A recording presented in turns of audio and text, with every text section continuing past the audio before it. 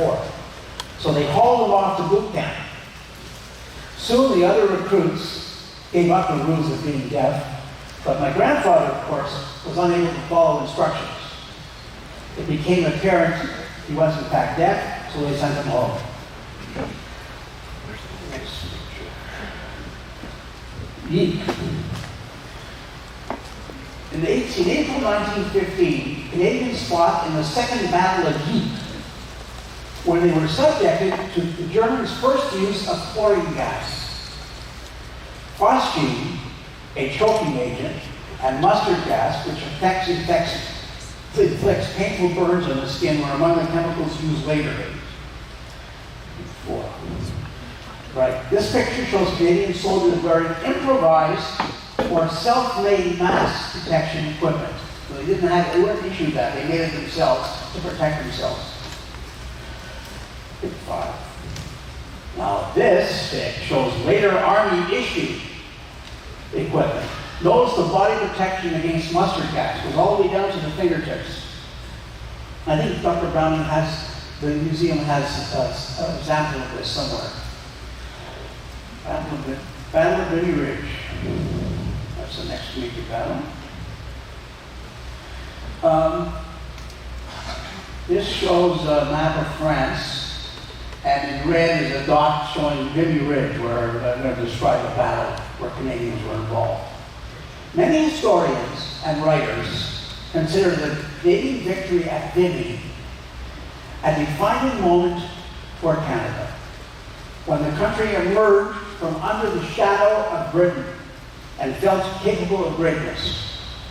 Previous attacks on the ridge by the British and other allies had proven unsuccessful. The Battle of Vimy Ridge proved to be a great success, but only came at a heavy cost. The 100,000 Canadians who fought there suffered more than 10,600 casualties, nearly 3,600 of which were fatal. A fellow I talked with up in Canada lost his grandfather at Vimy Ridge. Big 6. This map, the map shows the rapid advance of 4 divisions of Canadian soldiers west of the French town of Vimy. Vimy's shown over there on this Vimy. All right.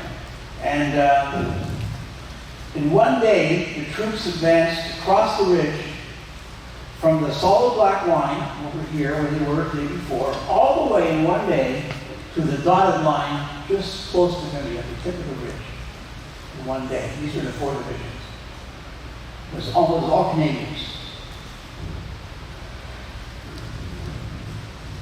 This picture shows Canadians in a bunker on the Western Front, underground. This shows troops leaving their trenches to attack. You see the Canadian helmets. This picture shows Canadian troops riding on trucks. And this picture shows what Canadians riding on a tank.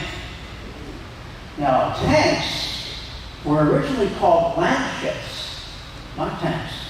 But to keep German spies in Britain from knowing their true military purpose, they were described as steel water tanks. And that's where the name tank comes from. This shows some more troops on the tank, I think. There's more troops. There's that World War I tank. This slide shows Canadian artillery. Look at the size of those guns. Next. This slide shows rough-looking Canadians walking through the mud. There's a lot of mud in the front. This shows soldiers carrying a wounded soldier through the mud. It's almost waist high and some sort of knee high anyway. This shows Canadian troops marching in London. So you can see a lobby and then Canadian troops in London. And this picture shows mobile armor. The war ended with the armistice going into effect at 11 a.m. on November 11, 1918.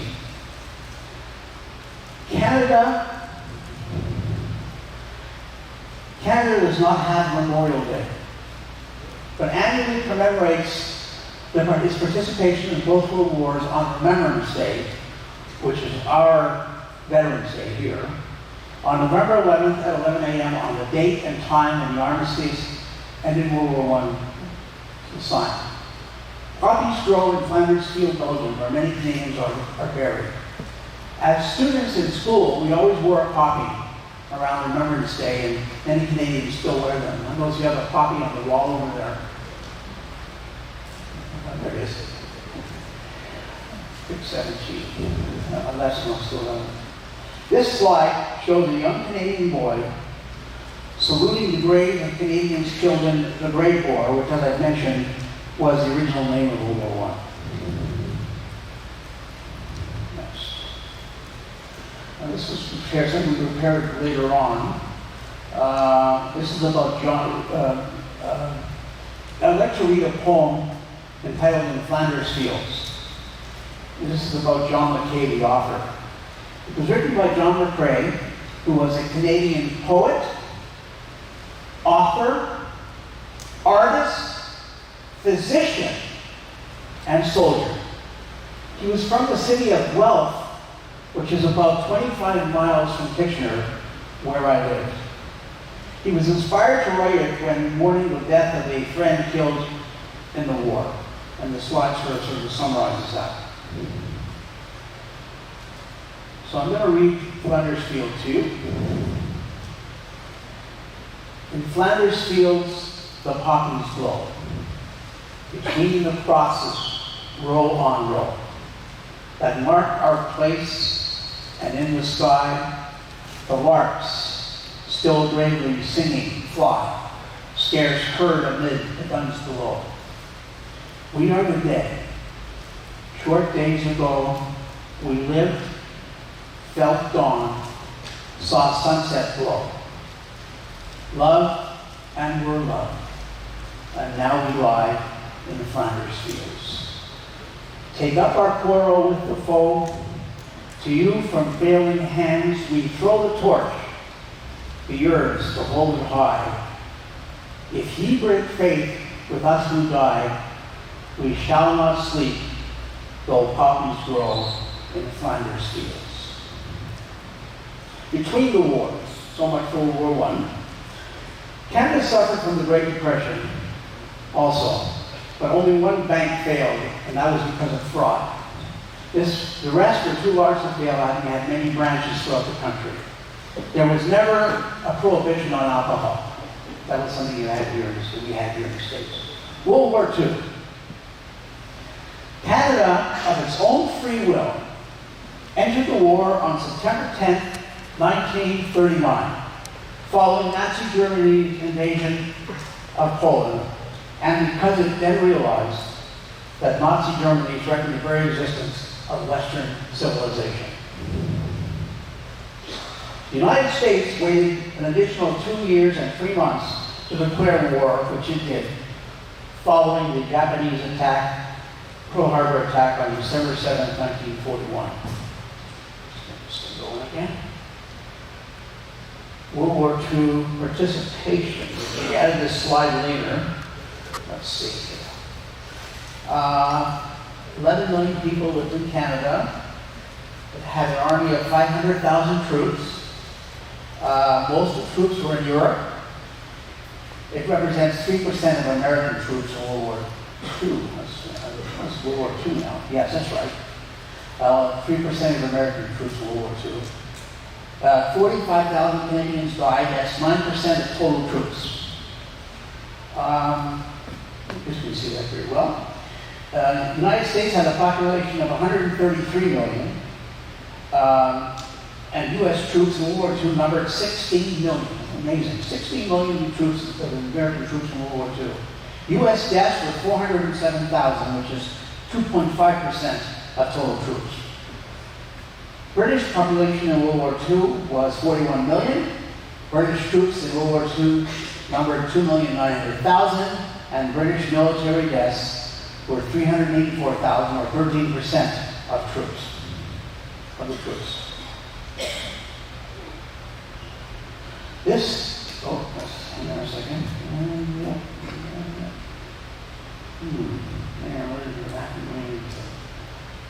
Oh, this one's picture here, right. I'll read what this says here. When the war situation became desperate for Britain in 1940, in late 1940 and through early 1941, America wanted to help with warplanes, but it was restricted because it was officially neutral.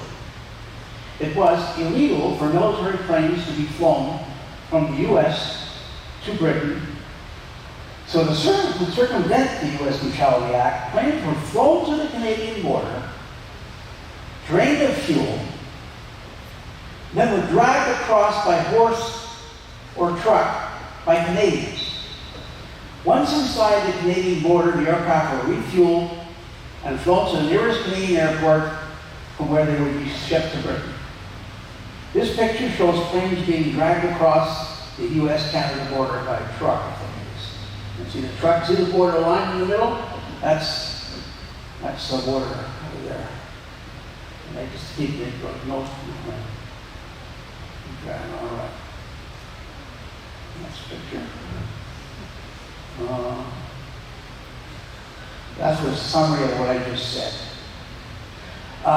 This picture shows a bomber, which may be a Lancaster bomber, and Canadian troops underneath it.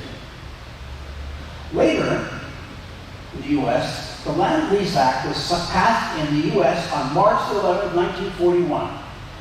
It set up a system that would allow the United States to lend or lease war supplies, as well as food, oil, and oil to any nation deemed vital to the defense of the United States.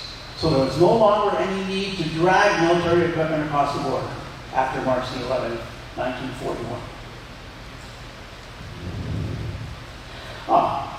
This picture is of the wartime leaders at a meeting in Quebec City.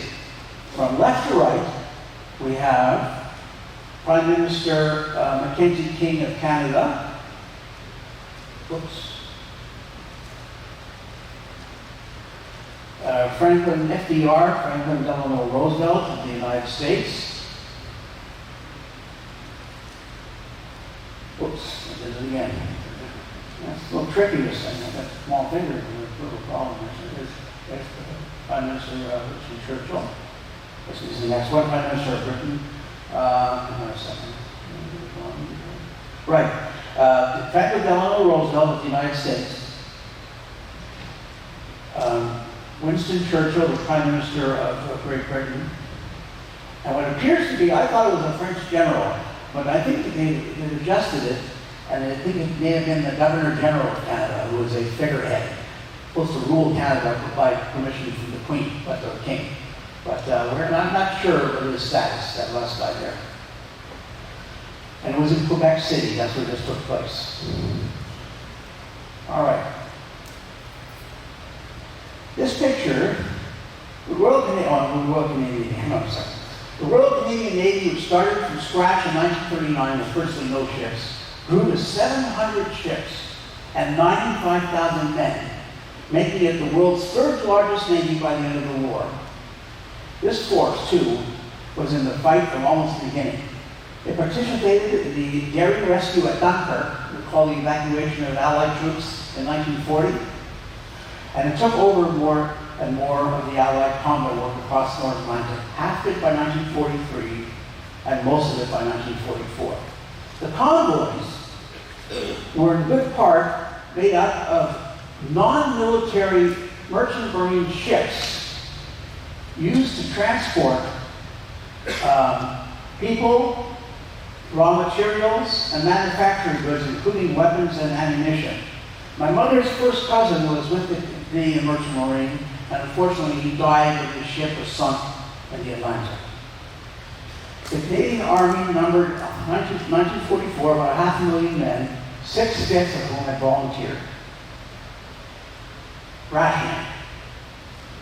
Rationing was in effect in Canada towards the end of World War I and during World War II, beginning in January 1942, making it hard to obtain gasoline, sugar, meat, butter, eggs, and other food. These items were restricted and were needed to help feed the men fighting overseas. This poster, which was made before rationing, encourages Canadians not to hoard. It shows a silhouette of a policeman prepared to arrest or fine hoarders. As I'm sure you can recall, hoarding became a problem here in Indiana in the American supermarkets beginning March 2020 due to the COVID pandemic. You recall the empty shelves? So hoarding is a real thing. People got creative to stretch their rations by planting what were called victory gardens. Gardening became the new trend in cities and farms, including community gardens. Interest in hunting and fishing increased to stretch the meat allocation. There's the thing of food rationing. Food ration, there it is. Hoarding, victory garden created. Right, I just mentioned that. Let's see. Scrap collection. This poster encourages Canadians to collect various materials for the war effort, including metal, rubber, and glass. My mom remembers getting involved with the collection. This poster encourages women to join the CWAC, the Canadian Women's Army Corps.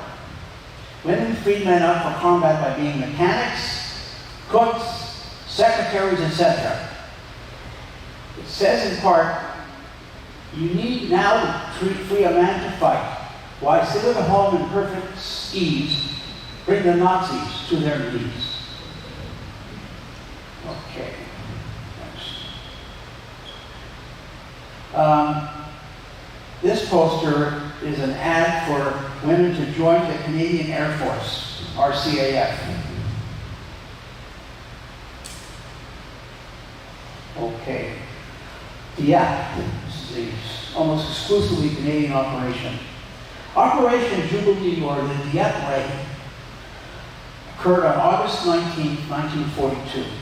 Was an Allied amphibious assault on the German-occupied port of Dieppe. You can see it on the map there. It's just to the east of, whoops, there we go again.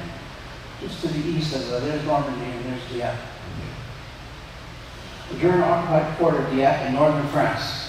Over 6,050 infantry, predominantly Canadian, they were all Canadians, supported by a regiment of tanks, were put ashore from a naval force operating under the protection of the Royal Air Force fighters. The port was to be captured and held for a short period to test, this is way back in 1942, to test the feasibility of a landing and to gather intelligence. German coastal defenses, port structures, and important buildings were to be demolished. This raid was intended to boost Allied morale, demonstrate the commitment of the United Kingdom to reopen the Western Front, and support the Soviet Union, which was fighting on the Eastern Front. It had its hands full at that time. The raid was a total disaster. Let's see what we have over here. Yeah, sort of the same stuff, 100. Within all we would have over here, it's the same thing. Within 10 hours, about 3,600 of the approximately 6,000 Canadian men who landed had been killed, wounded, or became prisoners of war. That's about 60%. The Luftwaffe made a maximum effort against the landing as the RAF had expected. And the RAF, that's the Royal Air Force, lost 106 aircraft, at least 32 to anti-aircraft fire or from accidents, against 48 German losses. The Royal Navy lost 33 landing craft and a destroyer. This pic shows Canadian troops, whoops, skip this slide. This is hang on a second, let's see here. This is a picture of the landing at Dieppe with damaged equipment, damaged tanks and other things, Canadian equipment on the beach. This picture shows Canadian troops marching as prisoners of war in Dieppe. You can see the German soldier on the left there, and those Canadians.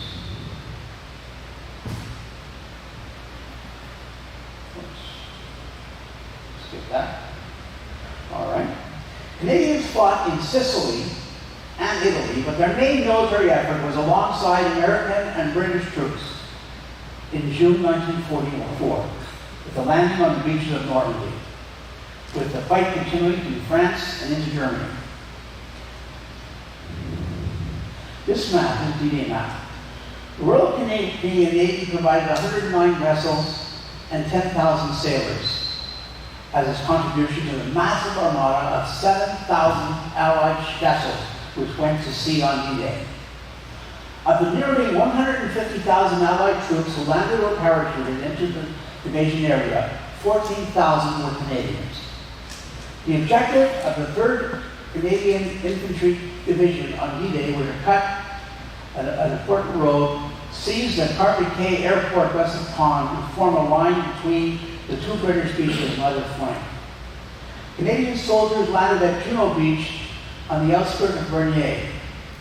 14,000 Canadians stormed onto the beach throughout the day. The fact that many of them had never seen combat did not hinder their performance, for by the end of the day, Canadian troops were farther inland than any of the British and American elements. And you can see the original Canadian flag, it wasn't a flag then, but that's Juno Beach. There's the British to the left and right, and American troops further to the west. Those Canadian troops.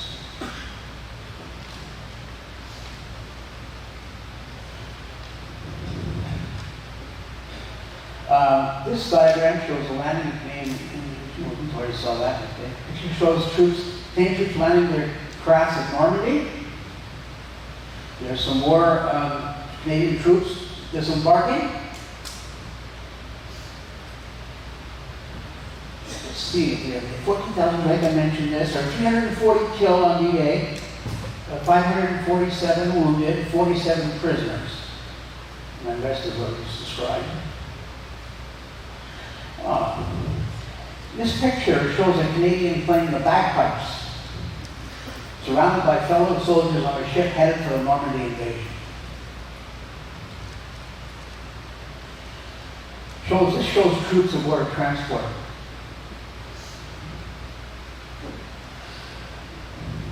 To ensure that D-Day would succeed, they mentioned 340 Canadians had given their lives, 574 had been wounded, and 47 taken prisoner.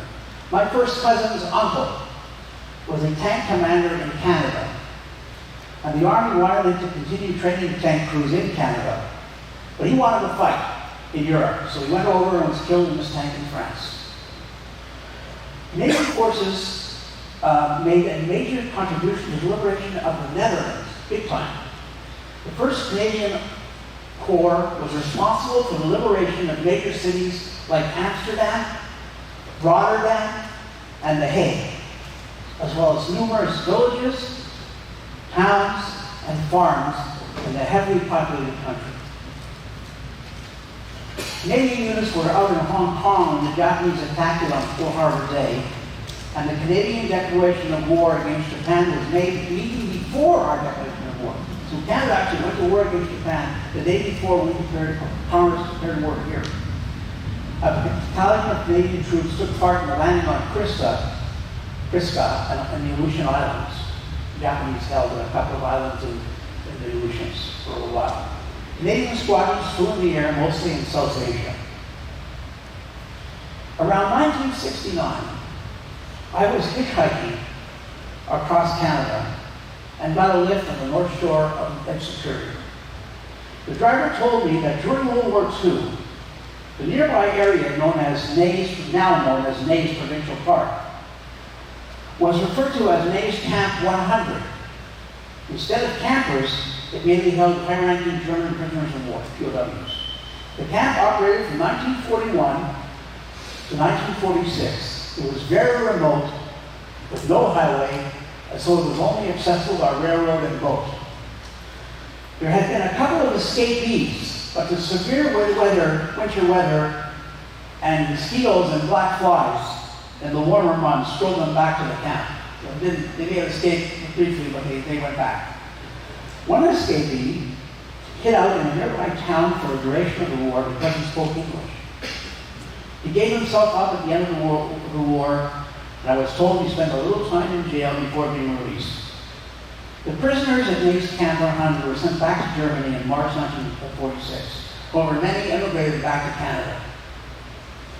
Beginning in 1942, this happened in the States too, of course.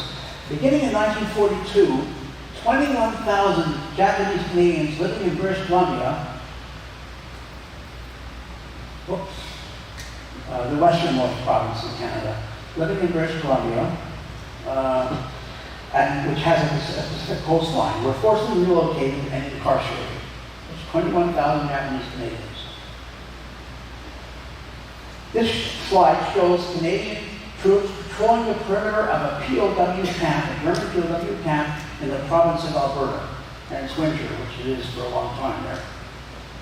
World War II in Europe ended on May 7, 1945.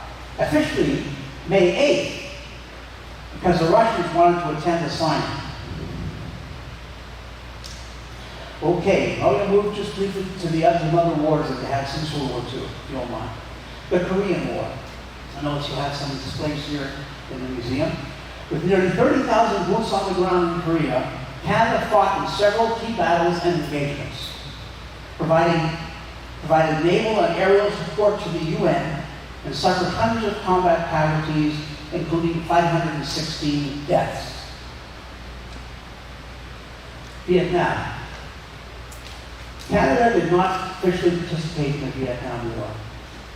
Privately, some Canadians did contribute and went overseas to the war effort, and Canadian corporations sold war material to the U.S. government.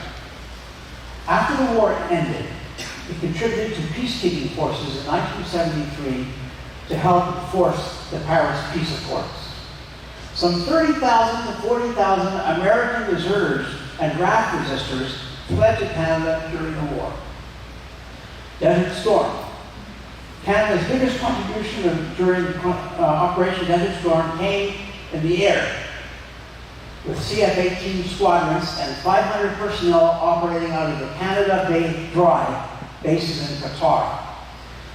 As the conflict intensified, Canadian jets bombed Iraqi land and sea targets. Afghanistan. More than 40,000 Canadian Armed Forces members served in Afghanistan, 40,000, as part of the NATO International Security Assistance Force from 2001 to 2014, making this the largest Canadian military deployment since the Second World War. Now, I was going to stop there, but I don't know if you're interested in some other little Canadian facts. You seem tired of my voice? Yeah, a little bit? Going to put a little more? All right. Basketball, which I'm sure you all enjoyed. I'll have you know, was invented by a Canadian American like me, James Naismith, in 1891 in Springfield, Massachusetts. What else? Canadian versus American football. Well, there's some differences. I've been watching. How many you get CBS Sports? You get CBS Sports? Not too many people? Okay, so they have Canadian football games. I watch them on the weekends. And I like American football. I love the NFL. But there are some interesting differences. Canadian football has a larger field. It's 10 yards longer and 12 yards wider. It has 12 men instead of 11. It has 3 downs instead of 4 downs. The end zone, both goals are on the goal line, so it's easier to kick a field goal when you're anywhere in the opposing team's territory. The end zone is 20 yards deep instead of 10 yards, which is good if you're trying to run in the red zone and want to score. You have lots of room for your receivers to run around the end zone. A lot of passing because the field is so large. There's no fair catches. So you catch the ball and you're given 5 yards, you're given 5 yards to run. And a lot of the runs are quite significant. Because the field is so small, so large, it's easy to get around the opponent. That's about it. I have a Canadian national anthem. All right, let's see what else. Canada's population just passed 40 million. The U.S. population is about 336. You want to know what Canadian political parties? No? Sure? All right. Canada, unlike the after parties, they have four. They have the liberals who are ruling the country right now. They are likely Democrats, liberals, maybe a little further left. Then you have the conservatives, which are likely are Republicans, but are a little to the left again. Then you have a party called the NDP, the New Democratic Party. It's socialist, like some of the countries and governments of some of the countries in Europe, socialists. And they were actually responsible for getting Medicare in Canada way back in 1970.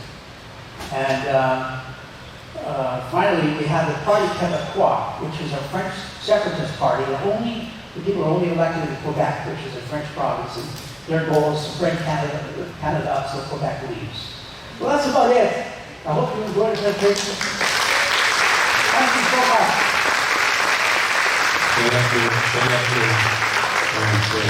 Questions. Yeah. We're going to pull the microphones around for people to ask. Turn the lights on if you can. Couple announcements while you get your questions ready. Raise your hand if you got a question. That's the other way. Okay. We have the National Guard that's going to show up at the airport at 1 o'clock. They've been over Iraq for the last year.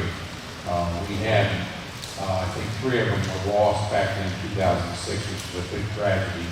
But I don't think we lost any of these this time. It's in the paper today.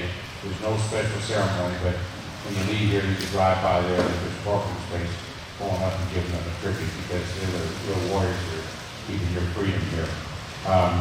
Second announcement, there's a lot of wood out in front, right by the gate, Habitat of Evansville, and we have Don Gillis over here, and a guy named Yeager. He isn't Chuck Yeager, but he's a relative, I think. They're helping build a little building there for us. It's going to help with the storage, but also be the gatehouse for big functions. So that's Habitat has done a lot of work. These guys are out here 2 days this week. They're going to be out there this week. So next time you come out, there'll be a box there. It's a pretty good sized box. And if you want to be one of the monkeys in the box, you can join me. Okay, I don't see questions right now. If you don't have any questions, I've got several for Irwin. Thank you for all that information, Irwin. These Canadians, you did real well, Irwin. I could understand you. My accent is too bad, yeah. Your English is very good, and that being a teacher up there. But that the war at Deep, yeah. So that's in 42, and they just got slaughtered. But it helped Eisenhower and the Americans decide you can't go in there with 6,000 troops. So we overpowered them in Normandy to the south of there a little bit. And you just think that was an example for the Americans. Said you better not go in there with a few amount of troops. And that was a great example for us to build up such a big army to invade in Normandy, which was the biggest amphibious invasion until Okinawa. And also he brought up that they helped us over in Vietnam. They actually helped with some of the Persian Gulf War. Yeah, I'm Brian Bradlow. Do you have any information that they helped in the Operation Market Garden campaign? Oh yes, that was in Holland, wasn't it? Yes, they were involved. I'm not sure that they were all the paratroopers, but they were involved too. Yes. Any other questions here? Yes. No. Any other questions? Okay. Canada's our big sister up above, but you heard about 40,000 people go up there to escape the Vietnam draft. I know several people that have done that, and they lived there for a long time. And I think we gave them amnesty on that. I think so. What year we gave them amnesty that they could come back here, but they didn't give them amnesty very soon. You had to sit up there or go some other places for a long period of time. It was pretty tough on those deserters. But 40,000 is a lot of troops that didn't want to go to Vietnam. Canada also, a lot of oil and sand up there. And if you look at them pulling that plane across, it's called a land lease. It was so important in war. The land lease wasn't even approved till, I think, the spring of 1941. So all that was illegal. What they would do is pull those planes across the way. But if you look at the land lease, Russia lost 80% of their planes in 1941. We made 8,000 planes, taking to Great Falls, Montana, then to Fairbanks. Then the Russians flew them all the way to Russia, East Russia. Then in East Russia, they took them apart and took them by train to the western part of Russia. They only took 3 B-47s. But big planes, they only had about 200 crashes out of all that. Think of the winter in Alaska. Think of the gas problems. Think of everything of transporting 8,000 planes from America to Russia to help their Air Corps. But part of that, you had to go to Canada when you went from Great Falls, Montana, all the way up to what you call it, Fairbanks. And Fairbanks, the name exactly, he's a Hoosier. Fairbanks is named after a Hoosier. Okay, any other questions here? Remember, we got a new house out there soon, and go see those troops. They're the ones that give us our freedom. Thank you. And thank you. Thank you.